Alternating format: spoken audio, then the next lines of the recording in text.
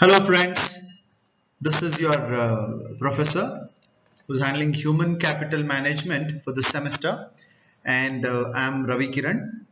I'm working with Imperial Group of Institutions from this semester. I think you would have seen me during the examination, but this is the first time I'm interacting with you all. And before I start, I wish you all a fantastic future ahead, and stay home, be safe, learn well. So then now I'll just start with the topic human capital management. See, when you just do the syllabus, you will understand what are the things you will study in the syllabus. Before that, I just want to give a brief on the contents for this first unit. So this speaks about nature of human resource management, the scope of human resource management, functions and importance of HRM, evolution of HRM, difference between HRM and HRD, then contemporary issues and practices in HRM, then changing concept of HRM in India and in the globe. Now, before we go ahead, what is this HCM, that is human capital management? Now, we all know that human capital is the main asset of any organization. Now, why do I call human as an asset? Because if you don't have human in different areas, your organization is as good as shut, isn't it? So now when you just understand what exactly is human capital is an asset but which is not shown on any of the balance sheet or any of the accounting statements, because it is only treated as asset. And why is it asset? Every individual is an asset to the organization. Say for example, if you have a labor working in one particular machine, he knows what exactly is to be working and how the machine works. Now, if he is not there, do you think the system goes in the right sense? Might not be. I don't say it will stop there, but yeah, the system might not go in the right sense. So every individual is an asset. Now in HCM, that is human capital management, we will understand what all the important aspects to maintain this human capital management in the right sense, and it's whose responsibility is that to maintain this human capital. So as we go ahead, we understand that basically human resource management is a concept which we need to understand first, then we will go to human capital management. When you just look at this, human resource management is a definition. What we will understand basically is a process of bringing people and the organization together so that the goals of each are met. Now, what do you mean? Here, the organization goal is to earn or maximize profit. Then, do you think without any human resource, any organization can maximize profit? It's not possible. So, to reach at the maximization of the profit, it is very important to manage the human resource. Now, when we talk about the productional units or maybe software industry or service industry or health industry, everywhere we see a lot of people working for the organization. So, why are they working? Maybe you might say that they are working for their salary. Yes, at one point it is true, but in turn they are producing products or maybe extending services for the organization which will earn huge profit to the organization. So when we go, the HRM is further divided, or maybe the different branches of HRM are shown here in this slide. I don't want to spend more time on this because it is self-explanatory. When you just go through these, you will understand. Now, for example, if you take one department with this and go through with each of the bulletins, you will understand how it is related. Now, say for example, if I take the finance department, there is recruitment, there is personnel administration, there is training and development required for the employees who have been appointed. Then again, the performance and rewards are maintained and evaluated. Then talent management is also a part of any department. Then a succession and career planning, because you just can't hold a person for a longer period on one particular position. He has to be evaluated in order to get more productivity and also to make him work better. Then labor relations and HR planning. Labor relations are mostly in the productional unit, where you see the skilled labor, unskilled labor, they are differentiated based on their working abilities. Then HR planning is one where it plans completely for the organization. So here let's just understand what is the nature of human resource. So the nature of human resource is the management, which is only a part of the management process, At the same time, it must be recognized that human resource management is inherent in process of management. Why do we call it as an inherent process? Because when you see each individual organization will have their own method of managing human resource. Maybe some are very aggressive, some are very cool, some are very calm and going, some are maybe they follow their own methods. Like if you just would have read the news on the newspaper yesterday, Cognizant and some of the organizations have given 25% hike to their employees. Do you think they're not earning anything or they are literally going under loss? No, they just want to motivate the employees at this period of lockdown. Because see, human resource management is one wherein you understand the mindset of an employee. Until and unless you keep your employee happy, you will not get the results. That's the organizational style. So every organization will have their own way or method of working. Now, when we come back to the government, like I think I should give an example of this government of Karnataka, where every bit of money is spent on the health department.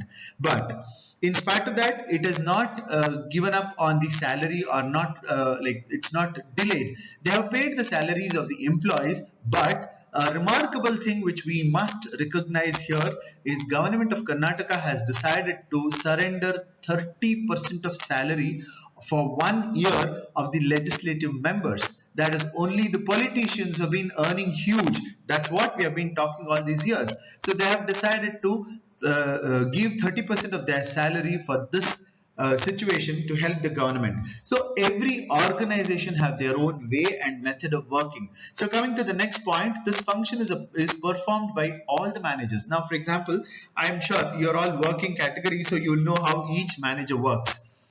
Now you might have some problem with your manager. Then how do you manage with that? How does he manage with that? So this kind of interaction is what is called as the human management. Now what does a manager do? He has 10 people in his team. Do you think he will manage or treat everyone equally? Might not be. Some might feel that he is being biased to some and he is rude to some, but that is a skill he has to follow. Maybe see you see somebody being rude. It doesn't mean that he doesn't like that employee, but he knows that this is the way he can get the work done from that employee. So HRM is a process bringing people and organization together so that the goals of each are met. Now, what do you mean by this? Now, say for example, if an employee is working in an organization, he always looks up to some position in the organization. Maybe if you have gone through a proper interview, the common question asked to any employee by the HR is, where do you see yourself in next 10 years? Obviously, no, you will always see yourself down the line 10 years in some good position. So that's your goal. On the other hand, when you are promoted, organization also looks into how best it can extract work from you. So it's a win-win situation for both organization and the employee, and the major role played here is by the managers and the management. Now, why am I referring to managers here is they are the link between the employee and the management. So most of the time we feel that suppose somebody is not getting a promotion, he feels that, oh my God, I'm not being promoted. Maybe there's some miscommunication by the manager. No, it's not that. Let's understand, being human resource management students, my dear friend, it's not that it is the manager who, maybe sometimes people might play, but generally it is not the role of a manager who would ruin the life of people. He always gives the data, and it is the management which decides on how and when a person can be promoted or evolved in the life, or maybe in his career. In short, it may be defined as the art of procuring, developing, and maintaining competent workforce to achieve the goals of organization in an efficient and effective manner. Now, why do we call it as effective and efficient manner? Here, effective is from the per se of the management and efficient is from the per se of an employee. Now, say for example, if an employee is efficient, then only he can be an effective employee in the organization. Isn't it? I think when we meet, I will narrate a story about an organization, a simple example. Maybe in the next class, I would do that. So next, go ahead with the nature of HRM. These are the highlights of HRM. Here, HRM is an inherent part of management. It perceives functions. basic to all the functional area. Now, when you understand this point, HRM is a basic to all the functional area. Then HRM is people centered. Then HRM is personal activities for or functions. Then it is a continuous process, and HRM is generally based on the human resource. Now, my dear friends, when you go through all these individual points, you will understand what exactly we mean here. So, inherent part of management is any organization would work with people, and it's the responsibility of every individual to work with each other, isn't it? Now, when we go to an operation theater, it is the smart doctor who works on a human body. Do you think he can do everything on his own? He can't do miracles, or he can't be doing magic over there. He needs some assistant. He has nurse or a ward boy who might not know what he's doing, but he's there to help him with the maybe the scissors or maybe whatever things he needs on the operation theater. He will be supplying them. But at the end of the day, it is the patient who gets benefited with the teamwork. So it's an inherent part of management here. It means every individual have to work together to reach the common goal of the organization. Then the next point is the managers and the top management in all the aspects of the operation has to work with every department. I think I can give an example here. When you just if you go to any of the R&D of an organization, people think that R&D is a waste of money. No, actually it's not. It connects the whole organization together, because whatever they research and development, the whole organization works with that. So the pervasive function is it is interlinked. It is a close net of people working from different branches and different areas. Now, for example, when I take or talk about R&D, it is connected with the marketing department, it is connected with the finance department, it is connected with the production, it is connected with the advertising and all other areas, where it speaks about every bit and pieces of the productional activity. Now, for example, when you just take a soap in a box, that means it is a complete process which comes as a finished product. But do you think it has come as a magic? No, it's not. It goes through all these processes, and that's what we call as a pervasive function. Now, it's the basic to all functional area. We know human resource is a basic for all the areas. Then when we talk about the next point, it is the people centric aspect. Now, when you see, I have divided this point into four further 4 points. Excuse me. That is first is blue collar labor or labor category. Next is managerial and non-managerial category. Then professionals and board of directors and the stakeholders. Why have I divided into 4 parts? Is each individual is interlinked. Now, do you think only the board of directors or the stakeholders can run the organization? No, it's not possible. They are the one who have the idea, and based on those ideas, the professional work. Here I have mentioned about legal and CA and R&D. Yeah, R&D and other professionals work together. Then it is the managers and non-managerial cadre that is working on the actual field, and the labor who gives the productivity.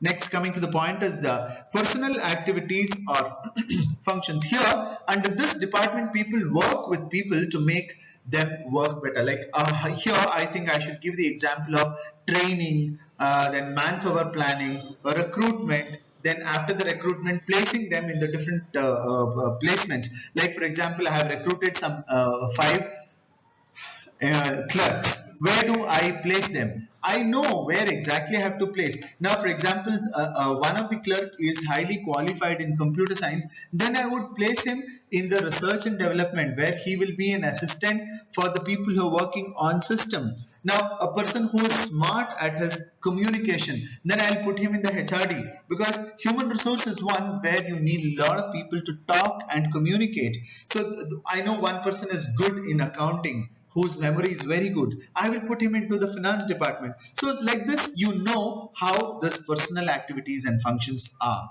Then it's a continuous process. Now, my dear friends, when you look at a human being, do you think you will stop learning at any point? Say, for example, if you take me as an example, I've been working in the industry for the last 24 years, but today I'm doing this YouTube teaching on the YouTube for the first time.